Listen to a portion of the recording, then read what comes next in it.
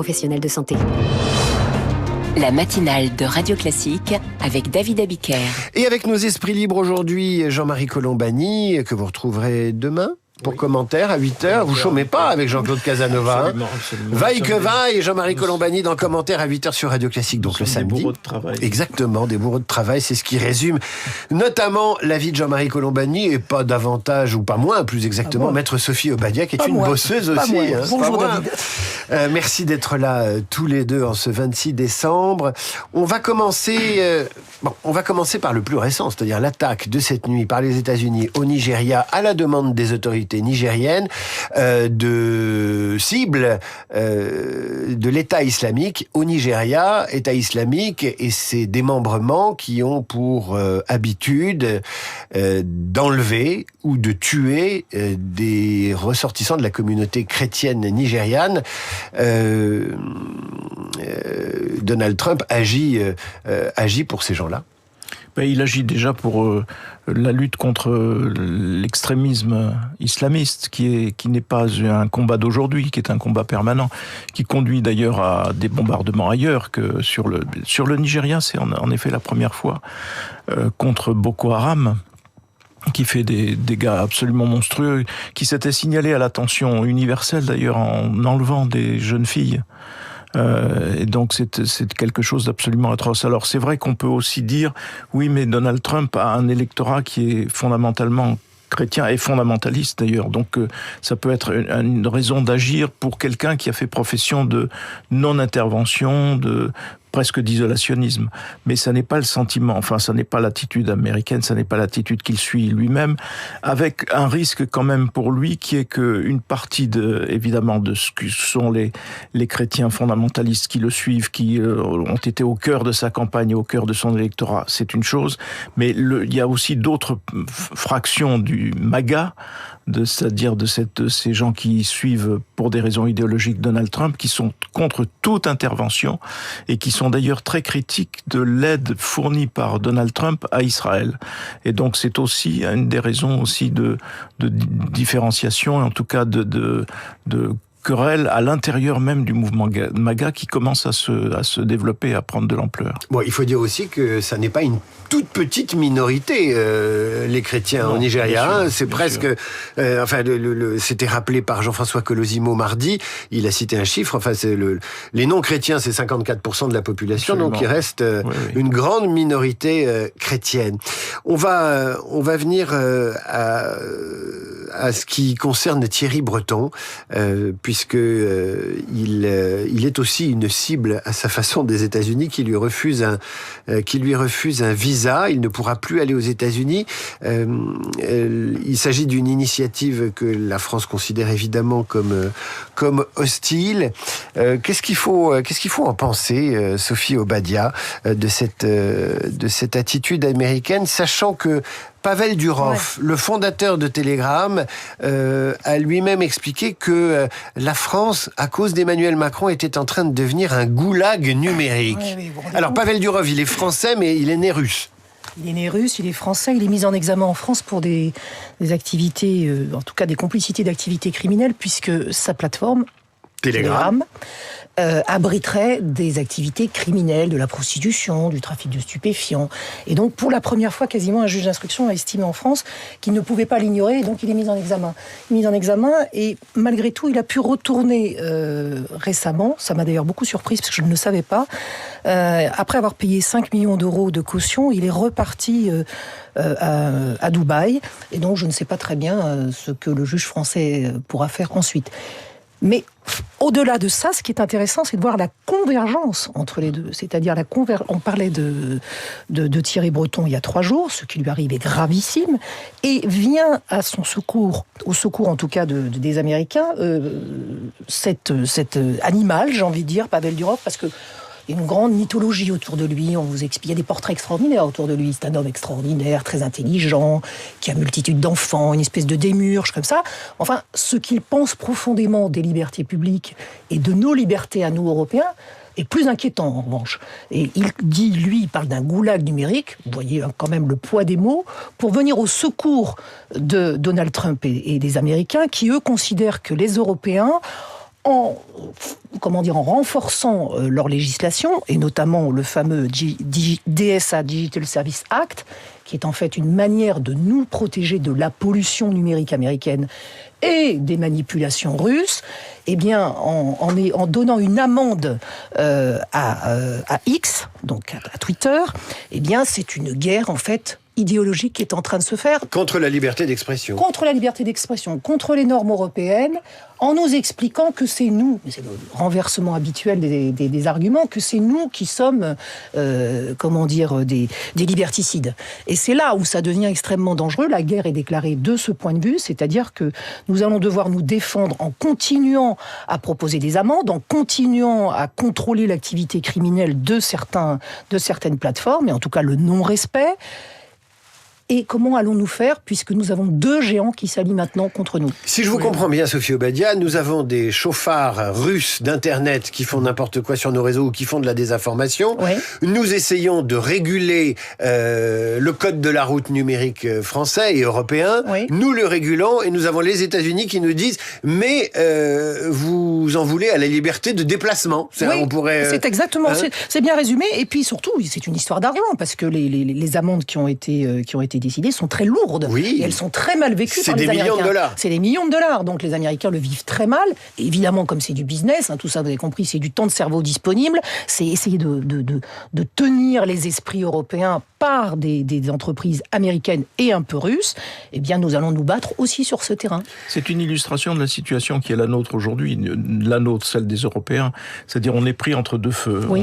On a été lâché par l'allié traditionnel de l'Europe, qui sont les États-Unis, qui sont aujourd'hui ouvertement contre l'Union européenne. D'ailleurs, Donald Trump n'a pas de mots assez durs pour qualifier l'Union européenne, d'une part, et la Russie, d'autre part. Donc on est exactement pris en étau.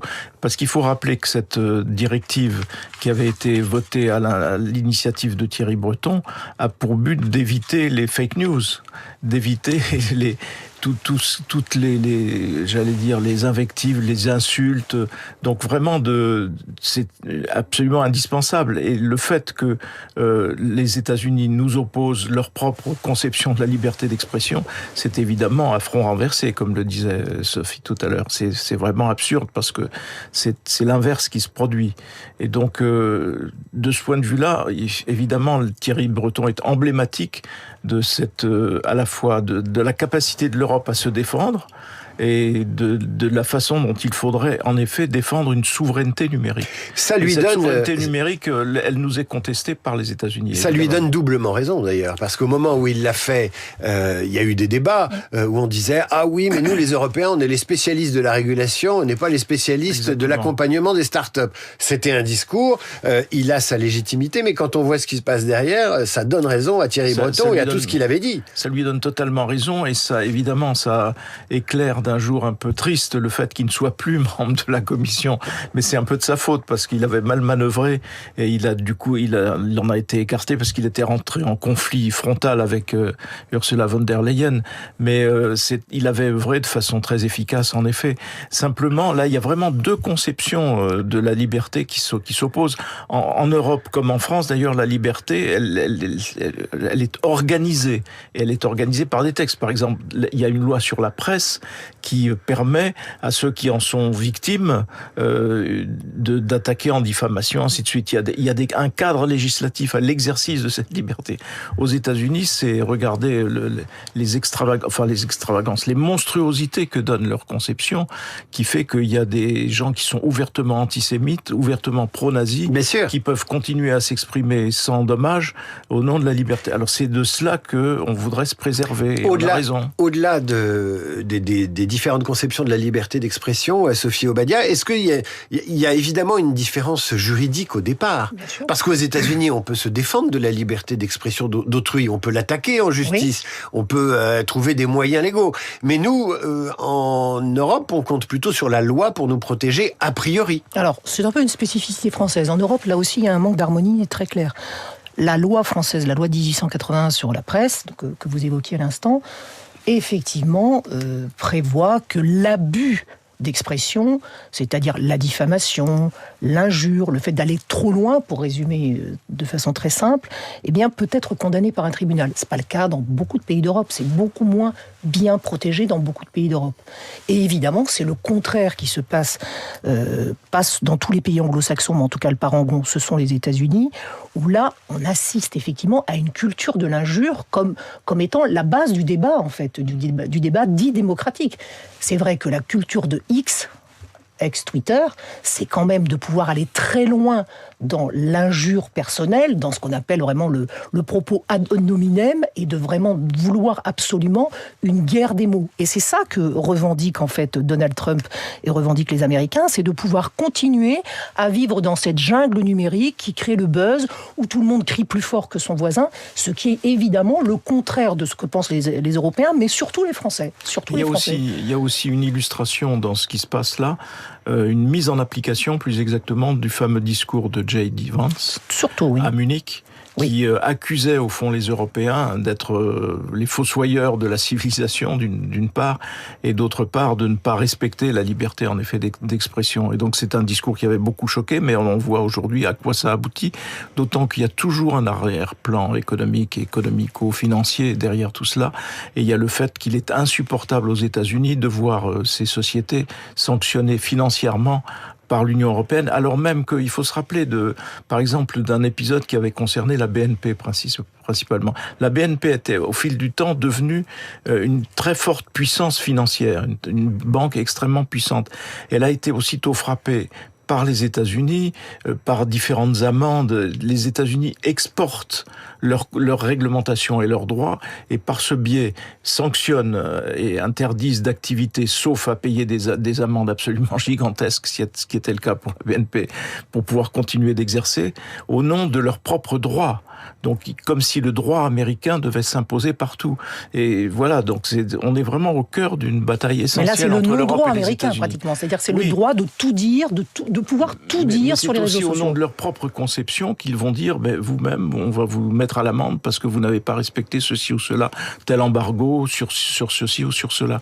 Et donc, quand l'Europe, au fond, pour se défendre et pour exercer construire une souveraineté numérique, fait de même, évidemment, c'est insupportable pour les États-Unis, mais c'est vraiment au cœur de la dissociation aujourd'hui entre Europe et États-Unis. Moi, ce que j'aimerais comprendre, c'est comment vous percevez ce retournement extraordinaire. Ça s'est passé en 2 ans. Souvenez-vous, le politiquement correct, dans la langue, dans les comportements, dans la façon de s'adresser à autrui, nous venait des États-Unis. On trouvait même que c'était trop. La façon de s'adresser... Attendez, la façon de s'adresser aux minorités, la façon de s'adresser aux femmes, la façon de trouver des salles de réconfort quand quelqu'un avait entendu quelque chose qui lui plaisait pas, il fallait qu'il aille s'allonger dans la salle d'une université parce qu'il avait entendu un truc ou qu'il avait vu, il était vegan, il avait vu un steak frites à la cantine, il s'était évanoui. Je caricature. Et là, on nous envoie une incitation à pouvoir insulter, diffamer, être raciste, raconter n'importe quoi. Tout ça en 2 ans, c'est une révolution du sens pour tout l'Occident. Eh ben oui, c'est le retour de la jungle, la fin du Caire. Fini. Quand Thierry Breton dit ça a des parfums de maccarthisme, c'est du maccarthisme en effet, et c'est appliqué, et c'est ce que vous dites, le woke à l'envers. Oui, c'est exactement à l'envers, et encore plus violent d'ailleurs, parce que on ne compte plus le nombre de livres qui sont interdits dans certaines villes et certaines universités. C'est-à-dire, c'est le woke à l'envers, avec l'idée qu'on doit pouvoir tout dire parce qu'on ne peut pas entrer dans la tête des gens et leur interdire de penser ce qu'ils pensent. Aussi basse soit la pensée, aussi raciste, aussi homophobe, etc. C'est ça l'idée maintenant, c'est de pouvoir à nouveau tout dire parce qu'on ne peut pas s'empêcher de le penser. Et ça donne à l'intérieur des MAGA un courant qui est dirigé par quelqu'un qui s'appelle Fuentes, je crois, c'est ça, Fuentes. Et qui est un courant absolument antisémite et virulent, enfin de façon très virulente. Donc c'est un mouvement d'ailleurs qui court à la catastrophe, qui va nécessairement éclater. Et on n'est pas au bout du feuilleton Jeffrey Epstein et ses affaires de photos, qui est dessus, qui n'y est pas. Tous les documents n'ont pas été dévoilés. Ce sera l'occasion d'en reparler probablement dans les jours qui viennent. Il me reste à vous remercier, Jean-Marie Colombani, qu'on retrouve donc demain à 8h pour l'émission Commentaire. Sophie Obadia, merci d'être venue cette semaine. Je vous dis à la rentrée. Et nous allons nous quitter puisqu'il fait froid. Tous les prétextes sont bons pour écouter Vivaldi et notamment l'hiver tiré des 4 saisons. Mes chers esprits libres, je vous dis à l'année prochaine.